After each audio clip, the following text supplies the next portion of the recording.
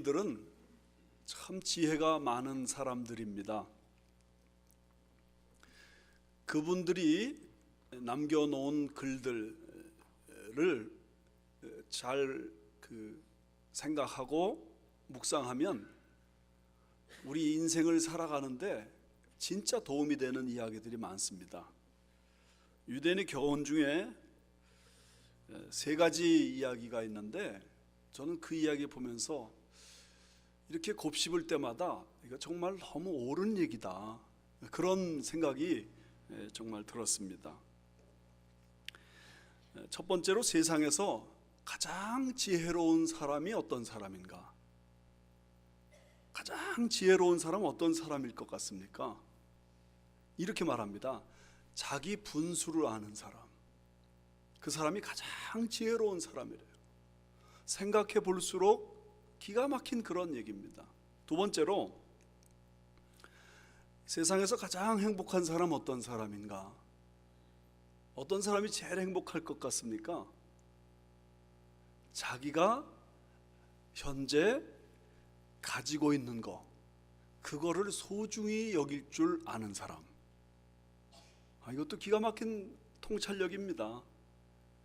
우리가 왜 행복하지 못하냐면 내가 갖고 있지 않은 그것을 자꾸 내 마음이 갈망하거든요. 그러다 보니까 내가 갖고 있는 것을 잊고 잃고 놓치는 면이 있어서 만족감이 없는 겁니다. 세 번째, 세상에서 가장 강한 사람은 어떤 사람인가? 자기 마음을 다스릴 수 있는 사람이랍니다. 여러분, 여러분의 마음을 다스리십니까? 아니면 여러분의 마음의 다스림을 받으십니까?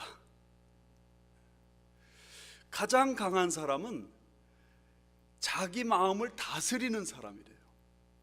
성경에서도 잠언 16장 32절에 이렇게 말씀했습니다. 노하기를 더디하는 자는 용사보다 낫고 자기의 마음을 다스리는 자는 성을 빼앗는 자보다 나으니라. 내가 내 마음을 다스릴 수 있다면 성을 빼앗는 사람보다 더 낫대요. 여러분, 남의 성을 빼앗으려면 대단한 지혜가 필요하죠. 대단한 전략, 대단한 용기, 대단한 용병이 있어야 되는 거예요. 그런데 자기 마음을 다스리는 사람은 이런 사람들보다 더 강한 사람이라는 거예요. 우리 마음은 감정, 이걸 동양에서는 희로애락이라 그렇게 말하는데, 기뻐하는 마음, 화내는 마음, 슬퍼하는 마음, 즐거워하는 마음, 이 마음이 우리 속에서 일어나는 거, 이건 너무 당연하고 자연스러운 것입니다. 그런데 이런 것들이 내가 지배하고 컨트롤할 수 있다, 이거 대단한 얘기 아닙니까? 기쁨도 컨트롤할 수 있어요. 화내는 것도 컨트롤할 수 있어요. 심지어 슬픔도 컨트롤을 할 수 있어요. 내 즐거워하는 그 마음조차도 컨트롤할 수 있다는 말이죠. 그 중에 특별히 로에 해당되는 이 분노를 내가 다스릴 수 있다, 이거 정말 강한 사람 아니냐, 그런 말이죠. 분노를 조절할 수 있는 사람, 그래서 화를 내야 할 곳, 또 화를 내야 할 대상, 화를 내야 할 시기에 화를 낼 수 있지만 화를 내지 말아야 할 대상, 말아야 할 시기, 말아야 할 그 상황에서 내가 나를 컨트롤할 수 있다면 얼마나 대단한 사람이냐, 이 말입니다. 사랑은 오래 참는 거예요. 온유한 거예요. 시기하지 않아요. 자랑하지 않아요. 교만하지도 않아요. 무례행하지 않아요. 자기 유익을 구하지 않아요. 근데 오늘 성경 말씀에 또 하나, 사랑은 성내지 않아요. 여기 성낸다는 이 말, 어떤 경우에든지 무조건 성내지 않는다, 어떤 처지에서도 분노하지 않는다, 그런 말 아닙니다. 성경에 화를 낸 사람들이 많습니다. 근데 어떤 사람이 화를 낼 때는 그것을 의분, righteous anger, 의로운 거룩한 분노, holy anger, 그렇게 설명을 해요. 모세가 화를 낼 때가 있었는데 그 화를 의분, 그렇게 말합니다. 십계명 받으러 시내산에 올라갔는데 40일 동안 금식하며 하나님 앞에 기도하고 있을 때 밑에서 백성들은 송아지 우상 숭배하고 있었어요. 하나님께로부터 직접 받은 그 돌판을 가지고 내려와서 그 사람들 앞에 집어 던지면서 모세의 분노가 폭발했습니다. 그런데 하나님이 그 모세의 분노를 책망하지 않으시는 거예요. 여러분, 예수님도 화를 내셨잖아요. 성전에서 장사하는 사람들을 보고 속이 뒤집히셨어요. 그래서 양떼 소떼를 다 쫓아내시고 돈상자를 뒤집어 엎으시고 그러면서 노끈으로 채찍을 만들어서 막 휘두르시는 예수님 모습 생각해 보세요. 누가복음 11장 말씀 보면 예수님께서 위선의 삶으로 가득 찬 서기관 바리새인들을 향하여 화 있을진저 저주받아라, 그런 말이에요. 독사의 자식들아.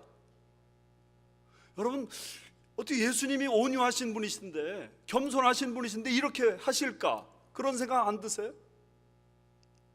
근데 하나님도 성경을 보면 노하기를 더디하시지만 진노하시는 하나님이세요. 진노한다는 이 단어가 히브리어로 아프, 그렇게 말하는데 코를 말하기도 하고 콧김을 말합니다. 화가 막 났습니다. 그러니까 막 코가 막 벌렁벌렁 거리는 그런 사람 보셨잖아요. 막 콧김을 내뿜으면서 화내는 그런 사람 보셨잖아요. 마치 하나님이 죄인들을 향해서 죄에 대해서 그렇게 막 분노하신다는 말이죠. 그러므로 여기 사랑은 성내지 아니하며 하는 이 말씀은 사랑하는 사람은 무조건 화를 내지 않는다, 그런 말이 아니라는 거예요. 저를 중학생 때 지도해 주셨던 찬양대 지휘자 선생님, 제가 지금도 너무 존경하고 사랑해요. 아주 유명한 지휘자가 되셨어요. 근데 그 양반이 키가 조그만 분인데 자기 아버님 때문에 딴 사람하고 싸운 얘기를 하더라고요. 자기보다 덩치가 월등히 큰 어떤 친구가 왜 대뜸 자기 아버지를 욕하더래요. 근데 이 조그만 선생님이 그 말 듣자마자 그냥 머리 치받고 덤벼들었답니다. 덤벼들어가지고 싸우는데 힘이 부족하니까 지긴 했지만, 그러나 자기 아버지를 욕하는데 가만히 아무것도 안 하면서 그러나 보다 하는 그 아들이 정상이겠어요? 오히려 그런 자리에서는 내가 죽는 한이 있더라도, 내가 의도 터지는 한이 있더라도 싸워야 되지 않겠어요? 그런 면에서 의분이 있습니다. 거룩한 분노가 있습니다. 그 거룩한 분노란 무엇인가? 이렇게 정의할 수 있습니다. 악하고 더러운 외부의 자극과 하나님을 경외하는 마음이 부닥칠 때 일어나는 감정.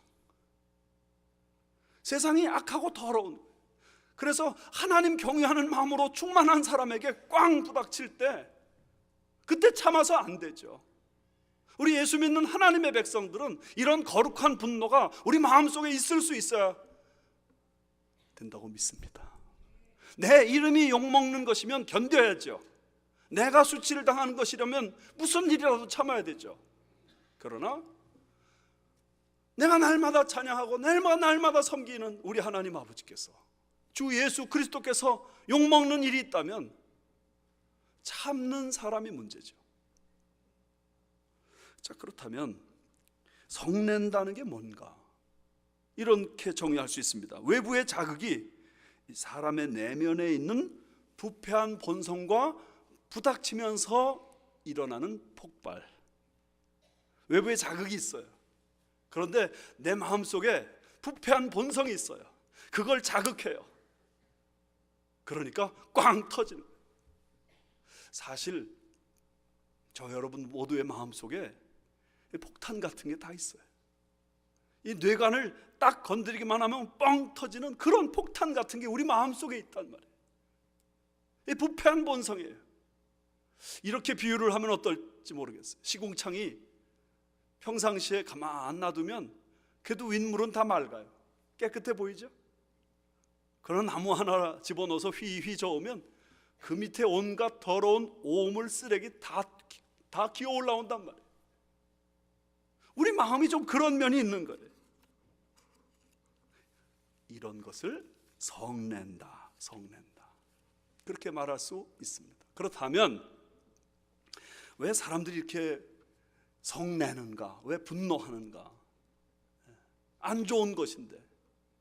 여러분, 그러나 이해하십시오. 현대의 삶이 우리를 화나게 만드는 면이 많이 있다는 거.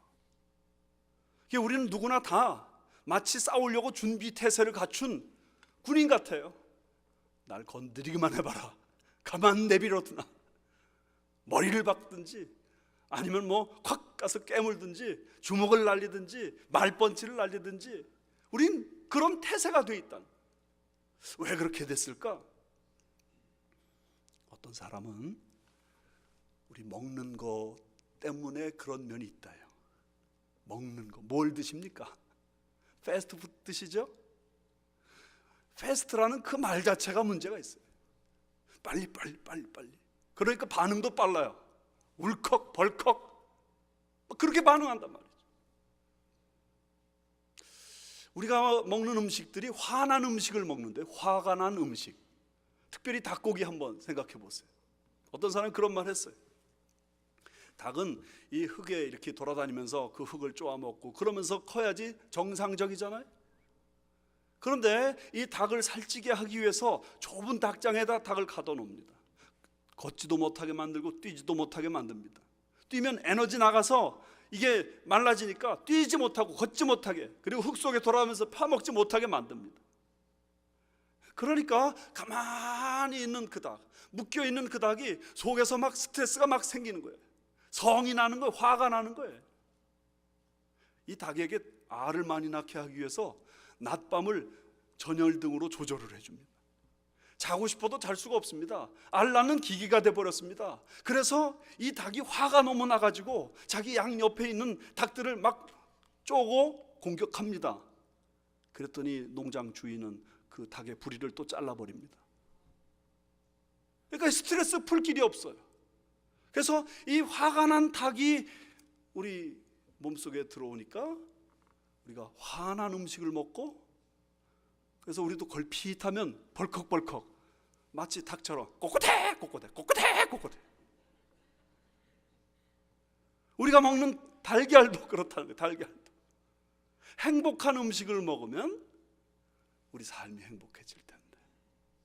근데 여러분, 사실 가만히 생각해 보면 먹는 것만 꼭 그런 게 아닙니다. 우리가 매일 듣고 보는 그런 세상의 소식들이 사실 우리를 자꾸만 성나게 만들어요. 모든 불의, 불평등, 불공정, 그런 얘기를 계속 신문지상에서 항상 듣잖아요. 안 좋은 소식만 들어요. 그러니까 신문 보면서, 뉴스 보면서 우리 마음속에 어떤 분노가 일어나는 거예요. 그리고 우리는 너무 화내고 분노하는 그런 모델들을 많이 주변에서 봅니다. 어린 학생들이 마음에 좀 안 든다고 총 갖고 가가지고 자기 친구 그냥 쏴 죽이는 그런 예가 최근 들어 얼마나 많이 생기냔 말이에요. 2인자를, 나라의 2인자를, 그것도 자기 고모부를 마음에 안 든다고 체제를 전복시킨다 누명 씌워가지고 기관단총으로 죽이고 화염방사기로 같이 쏴 죽이는 이런 예들을 보면서 우리 사람이 자꾸 악지는, 사람이 자꾸 강팍해지는, 사람이 자꾸 독해지는 그런 환경 속에 우리가 노출되어 있다는 거예요. 그런 걸 보면서 저렇게 해도 되는구나, 저럴 수도 있구나. 미국의 촌동네 같은 데는 지금도 가서 보면 무슨 도둑질만 있었다 그래도 온 동네가 발칵 뒤집힌대. 도둑질은 이 동네에서는 신문에도 안 나요.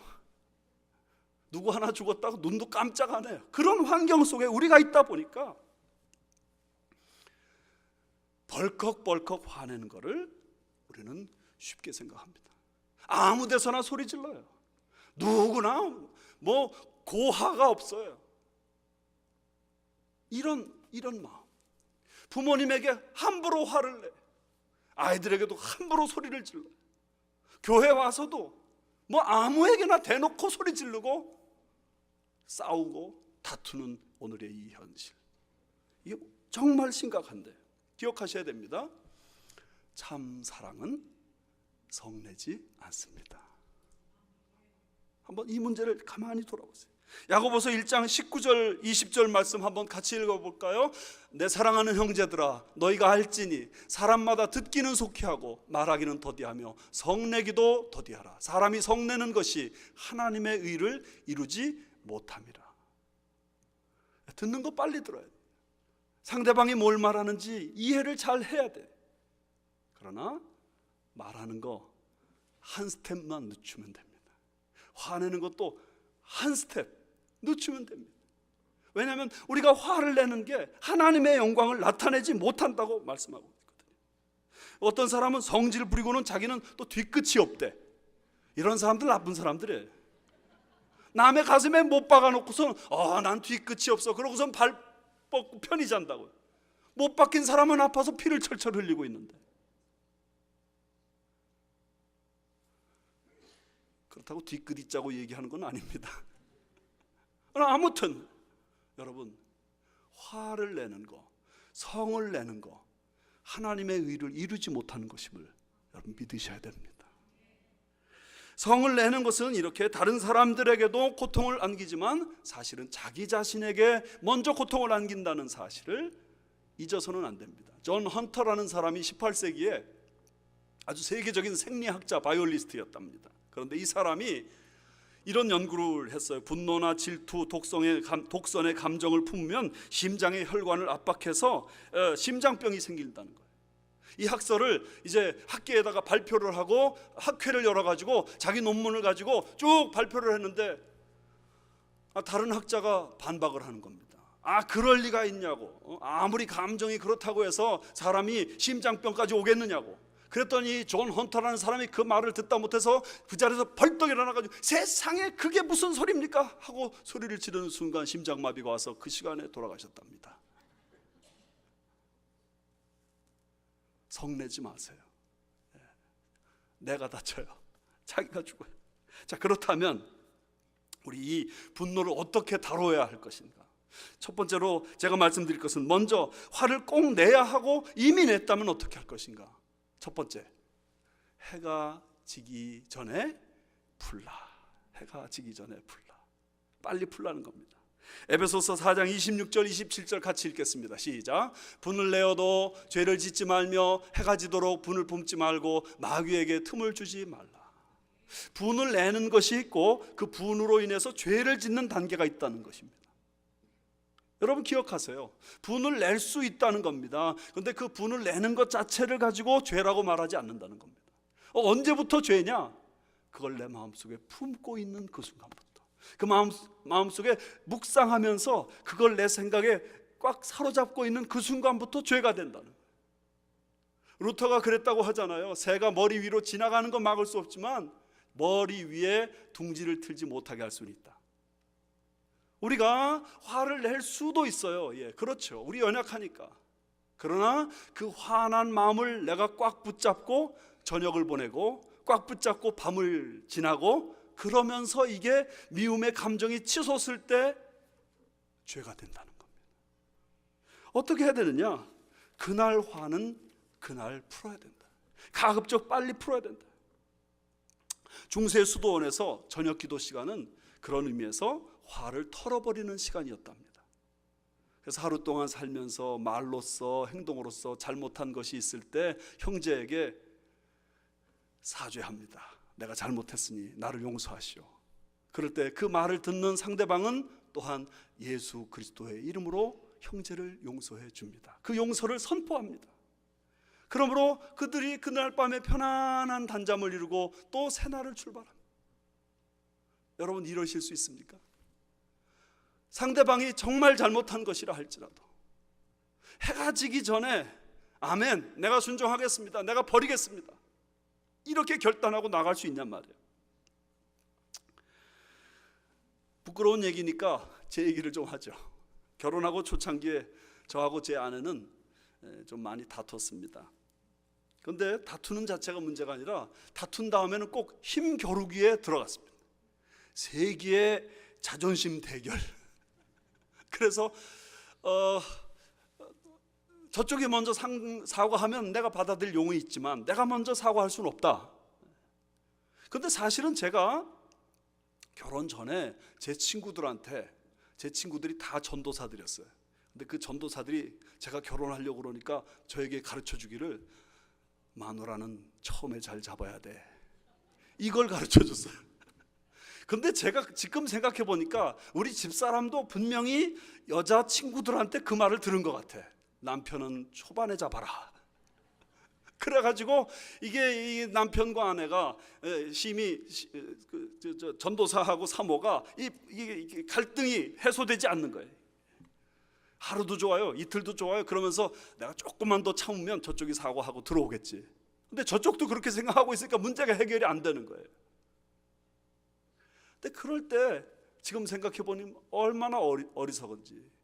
밤에 잠을 제대로 자나, 음식을 제대로 소화를 시키나, 일이 손에 잡히나. 저는 이상하게 결혼 초창기 때 부부 싸움만 하면 티켓을 띄었어요. 근데 몇 년 지나지 않아서 제가 깨달았어요. 이게 아무 쓸모없는 짓이구나. 부부 싸움은 칼로 물베기라더니 내가 먼저 사과해버리면 되는 걸 하고 사과하는데, 요즘은 제가 사과할 수가 없어요. 왜냐하면 잘 싸우지도 않지만 아내가 항상 먼저 사과를 해버리니까. 그래서 사과를 먼저 하는 사람이 꼭 이긴다는 것을 제가 경험을 통해 자꾸 배웁니다. 사랑하는 여러분, 화를 낼 수 있어요. 내 죄를 짓는 것도 문제지만 죄를 회개하지 않는 게 더 문제인 것처럼 화를 내고 빨리 사과하고 용서를 구할 때 하나님의 은혜와 평강이 우리에게 임하는 줄 믿습니다. 이걸 실천하시기를 주님의 이름으로 축원합니다. 두 번째는 이 분노의 대상에 관한 문제입니다. 누구에게 화를 낼까? 하나님 앞에서 풀라. 하나님 앞에서 화를 풀라 하는 것입니다. 우리가 이 분노를 사람에게 풀면요, 내가 속 시원한 것 같지만 상대방이 너무 아파요. 뿐만 아니라 그 화를 나도 다시 뒤집어 쓰게 돼 있어요.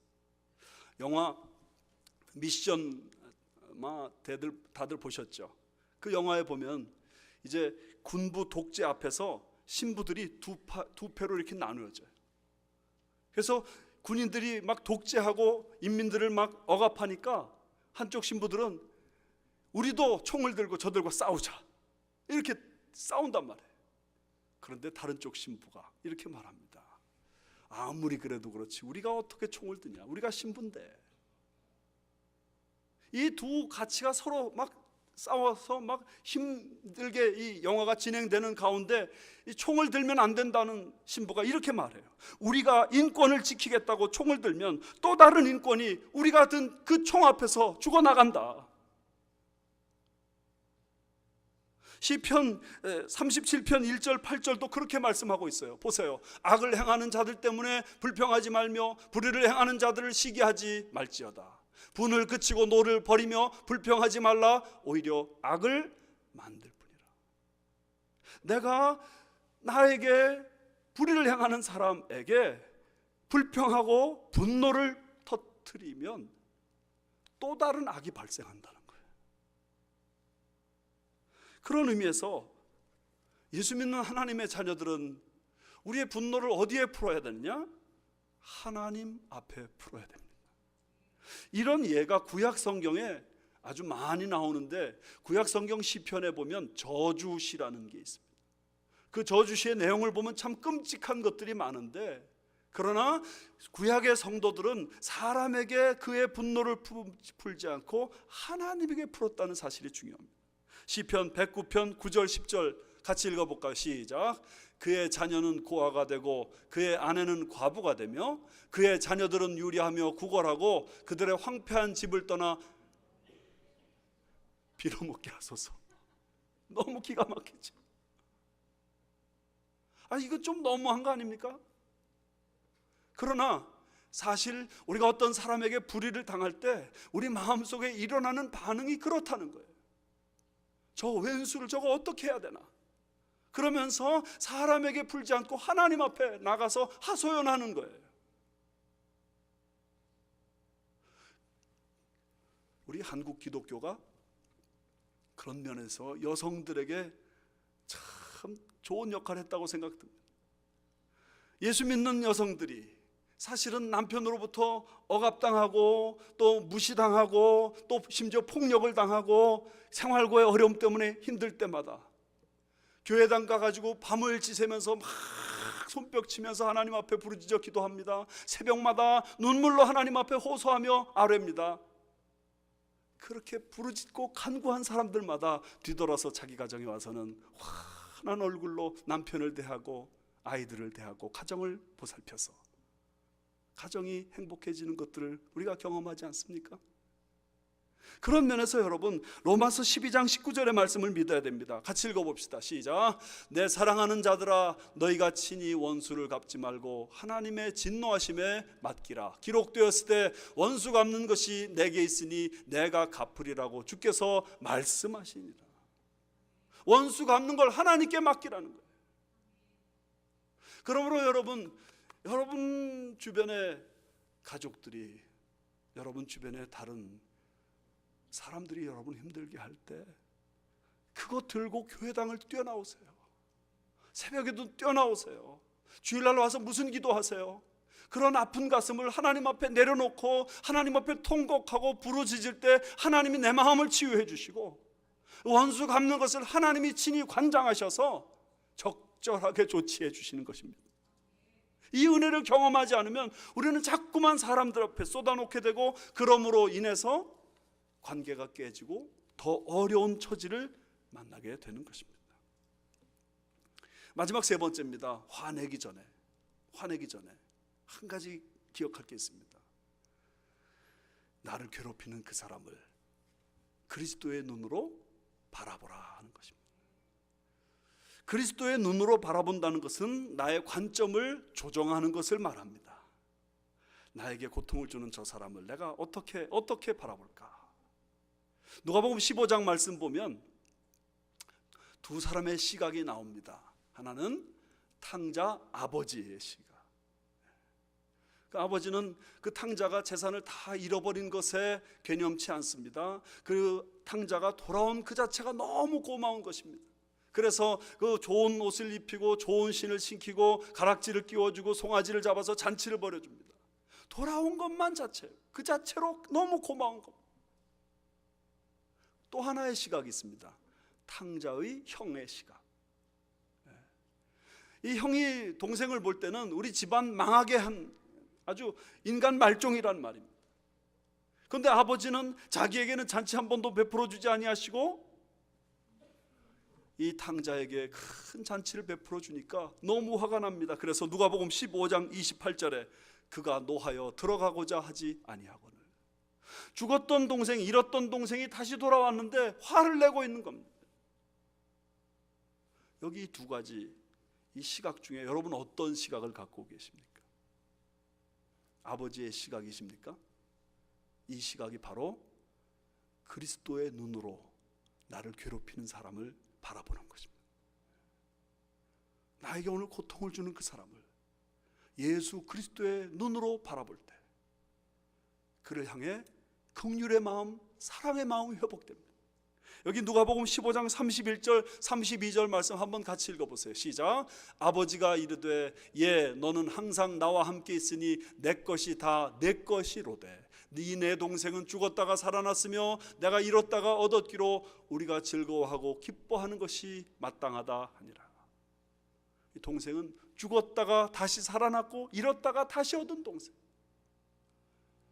예수 그리스도께서 십자가에 못 박혀 죽으실 때 그 십자가에 못 박는 사람들을 향해 가지셨던 그 마음이 바로 이 마음 아닙니까?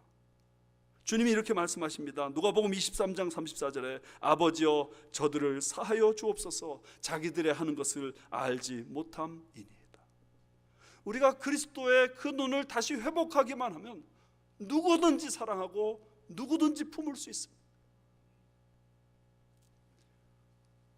그 마음을 갖고 그 시각으로 형제를 바라볼 때 내가 성내는 일을 멈추고 참아주고 온유해지고 또한 무례히 행치 않는 그 은혜와 축복이 임하게 될 줄 믿습니다.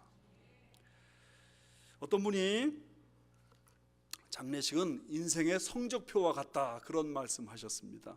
무슨 말이냐면 장례식 때 손님이 얼마나 많이 오는가, 조문객들이 얼마나 많이 오는가, 정말 그런 것을 100% 맞다고 말할 수는 없지만 그렇게 느낄 때가 많아요.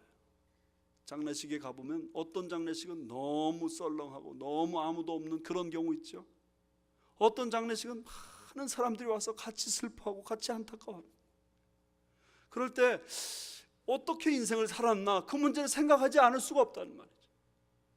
만약에 그게 사실이라고 한다면 아마 인생의 1등 졸업생 중에 한 사람이 넬슨 만델라가 아닐까. 그 사람 돌아가셨다고 91개국의 정상과 수반들이 그 장례식에 참석을 했어요. 세상에 이런 일이 있을 수 있습니까? 그분 돌아가셨다고 조문객이 11만 명이 넘었다는 통계를 봤어요. 기가 막힌 얘기 아닙니까?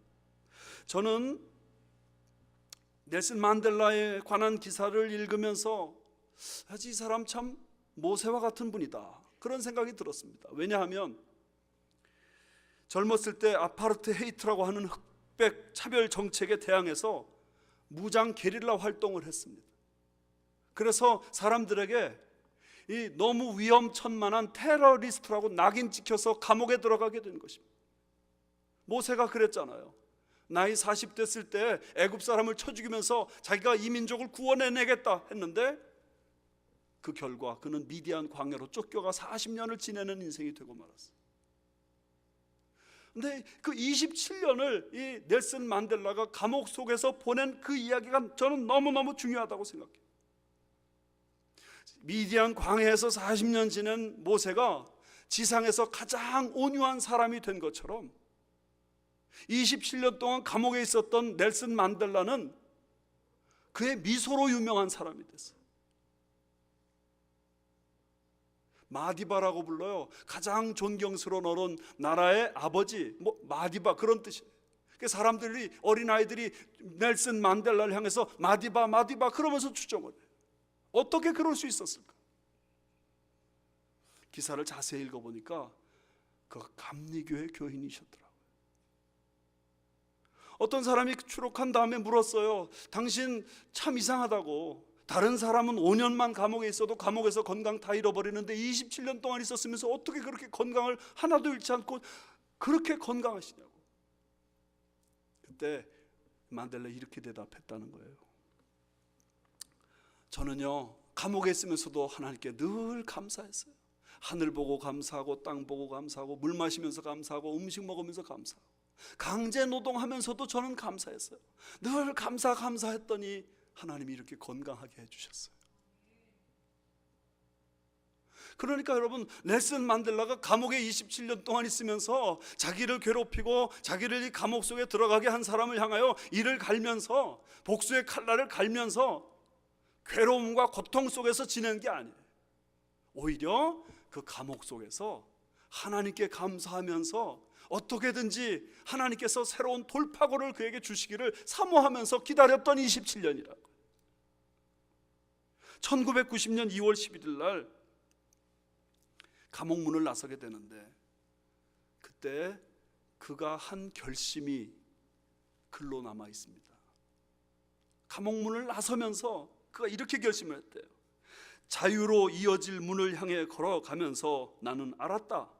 내 안에 비통함과 증오를 뒤에 남겨두지 않는다면 나는 여전히 감옥에 갇히게 되리라는 사실을, 감옥을 쪼벅쪼벅 걸어 나오면서 자기 마음속에 이 분노와 증오심, 비통의 마음을 감옥에다 확 던져놓고 감옥 밖으로 나와야지, 나오면서 그 분노와 증오심, 비통함을 감옥에서 들고 밖으로 나오게 될 때 나는 또 감옥에 갇힌 인생을 살 수밖에 없을 것이다.